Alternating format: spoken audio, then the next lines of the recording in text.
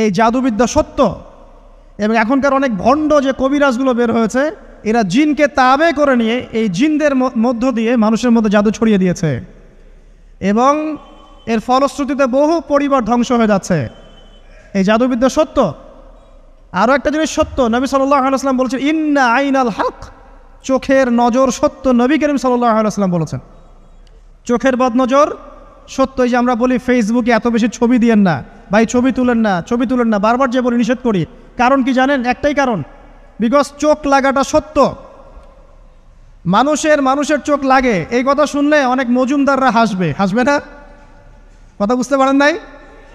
কিন্তু এটা সত্য, কারণ নবী করিম সাল্লাল্লাহু আলাইহি ওয়াসাল্লাম যা বলেছেন সাদাকাল্লাহু ওয়া সাদাকা রাসূলুহুল কারীম, নবী যা বলেছেন, আল্লাহ যা বলেছেন চিরায়ত সত্য। এর বাইরে কোনো সত্য আছে? আচ্ছা দেখেন, আমি বললাম যে জাদুবিদ্যা সত্য। এই জাদুবিদ্যার চর্চা মানুষ করে, এখনও করে, এবং এই জাদু দিয়ে মানুষের ক্ষতি করার জন্যে জিনের প্রয়োজন হয়, দুষ্ট জিন। এই জিনগুলোকে মানুষ তাবে করে মানুষের ক্ষতি করার চেষ্টা করে। দেখবেন এখন গ্রামে গঞ্জে শহরে সব জায়গায় ছড়িয়ে পড়েছে না? দেখবেন, খুব সতর্ক থাকবেন। আমি পরে সলিউশন বলছি আপনাদেরকে। আরেকটা বলেছি, নবী সাল্লাল্লাহু আলাইহি ওয়াসাল্লাম বলেছেন চোখের বদনজর এমন সত্য যে একটা উটকে এই রান্নার ডেকচির মধ্যে ঢুকাই ফেলতে পারে। একটা উট খুব সুন্দর, ভালো, আপনি দেখছেন মাশাআল্লাহ বলেন নাই, নজর লেগেছে, উটটা মারা গেছে, দেন তারপর তাকে জবাই করে খেয়ে ফেলতে হয়েছে।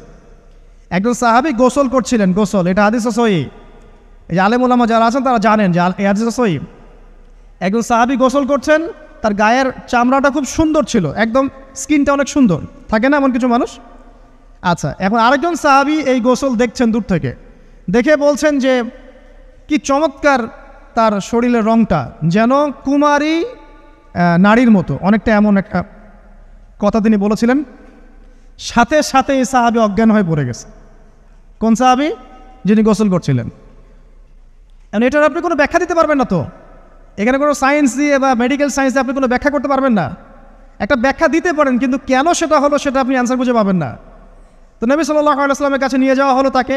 তিনি বললেন যে এই ব্যক্তির ব্যাপারে কি কেউ ভালো মন্দ কিছু বলেছিল? তখন একজন সাহাবী বললেন হ্যাঁ, অমুকে বলেছে এর স্কিনটা অনেক সুন্দর, তোকে ডেকে নিয়ে আসুন। ওকে ডেকে আনা হলো। ডেকে আনার পর নবীজি তাকে অনেক শাসালেন, তোমরা তোমাদের ভাইদেরকে কি মেরে ফেলতে চাও? তখন এই সাহাবী তো অবাক, আমি আবার কখন মারতে চাইলাম ইয়া রাসূলুল্লাহ? আমি তো মারতে চাই নাই, আমি তো খালি বলেছি যে তার গায়ের রংটা অনেক সুন্দর। তখন তিনি বললেন কেন তুমি সুবহানাল্লাহ বললে না, কেন তুমি মাশাআল্লাহ বললে না? যখন মাশাআল্লাহ বলবেন, সুবহানাল্লাহ বলবেন, নজরটা লাগবে না। আর যখন আপনি মাশাআল্লাহ বলবেন না, সুবহানাল্লাহ বলবেন না, দেখবেন নজর লেগে গেছে। আপনি বিশ্বাস করেন ব্যবসা খুব ভালো চলছে, মানুষ বলল যে বাহ তোর তো ব্যবসা হেভি, লালে লাল শাহজালাল, ঠিক আছে, দেখবেন আপনার কেনা বেচা বন্ধ হয়ে গেছে। এরকম হবে, আমার কথাটা বিশ্বাস করেন। এটা কিন্তু সায়েন্স প্রমাণ করতে পারবেন না, আল্লাহ এবং তার রাসূল বলেছেন, তার উপরে কোনো সত্য নেই। আছে সূরা কাহফ 29 নম্বর আয়াত পড়ে দেখেন, আল্লাহ পাক বলছেন ওয়াকুলিল হাক্কু মির রাব্বিকুম, সত্য সেটাই যা তোমার রবের পক্ষ থেকে আসে। ফামান শাআ ফালইউমিন, যার ইচ্ছা হয় বিশ্বাস করুক, ওয়ামান শাআ ফালইয়াকফুর, যার ইচ্ছা হয় সে অস্বীকার করুক।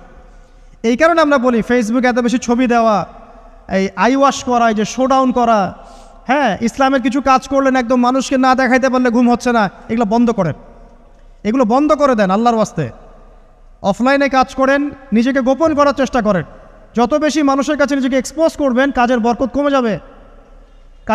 কমে যাবে, চোখ লাগবে, নজর লাগবে। এবং চোখ লাগা বদ নজরে বহু আলেম আস্তে আস্তে মাঠ থেকে মাইনাস হয়ে গেছে না? যায় নাই? এখন কি আলেমদের সংখ্যা বেশি না কম? যত দিন যাবে আলেমের সংখ্যা আরও কমে যাবে। নবীজি বলেছেন আলেমদের সংখ্যা কমতে থাকবে, মানুষ জাহেলদেরকে আলেম বানিয়ে নেবে। তো প্রিয় ভাইরা, জাদুবিদ্যা সত্য, চোখের বদনজর সত্য, রাতের এই অনিষ্টগুলো সত্য, রাতের বেলা অনেক ক্ষতি আছে। এই জন্য নবীজি বলছেন বাচ্চাদেরকে বাইরে বের করো না, এবং তোমরাও রাত যখন গভীর হবে তখন এদিক ওদিক ঘোরাফেরা করো না। দেখবেন রাত যত গভীর হয় আমাদের শহরগুলো তত জীবিত হয়, তাই না? রাত যত গভীর হচ্ছে শহর তত জীবিত হয়। চায়ের দোকানে আড্ডা বেশি, ওই সিনেমা দেখছে, টিভি দেখছে, ক্যারাম খেলছে, লুডো খেলছে, ঘুম নাই। ঘুম কখন? ফজরের আগে।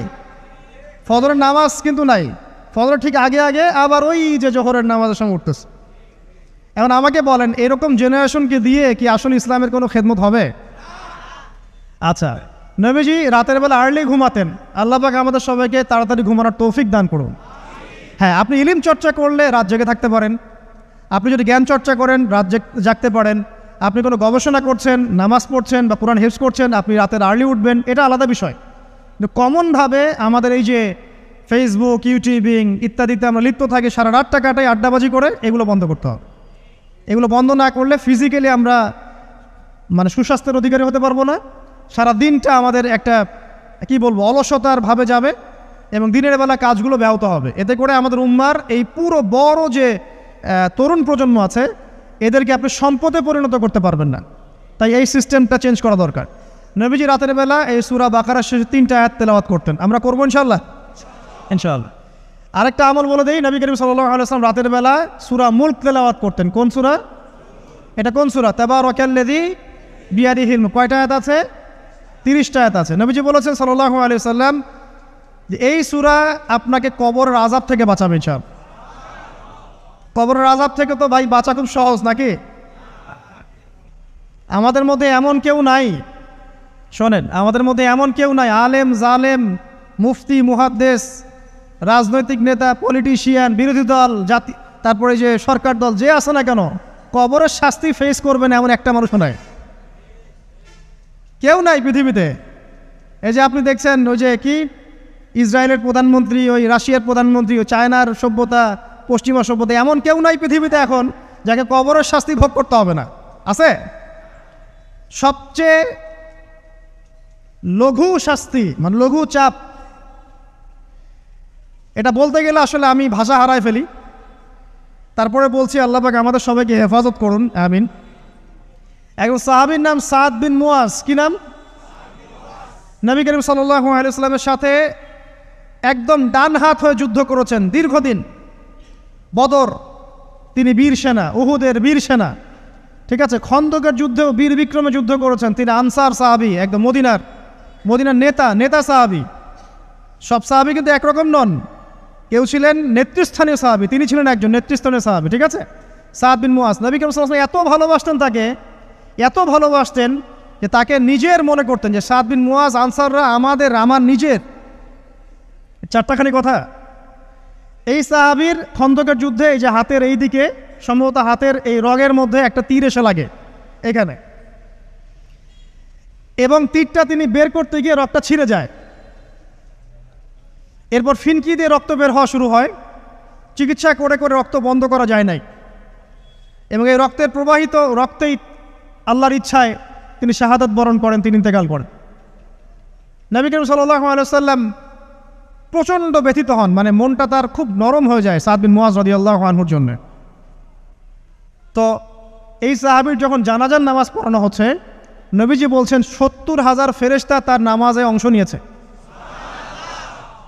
আর এই সাহাবীকে যখন কবরে শোয়ানো হয়েছে, নবী করিম সাল্লাল্লাহু আলাইহি ওয়াসাল্লাম পরে জানিয়েছেন কবরের যে মৃদু চাপ, সাদ বিন মুয়াজ রাদিয়াল্লাহু আনহুর কবরেও সেই মৃদু চাপ দেওয়া হয়েছে।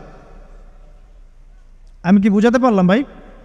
আমাদের কোনো দাম আছে এখনকার পলিটিশিয়ানদের কোনো দাম আছে? এখনকার সমাজ নেতার কোনো দাম আছে? এখনকার সুদখোরদের কোনো দাম আছে? এই ঘুষখোর দুর্নীতিবাজদের কোনো দাম আছে? আমরা যারা কাঠমোল্লা হয়ে আছি আমাদের কোনো দাম আছে?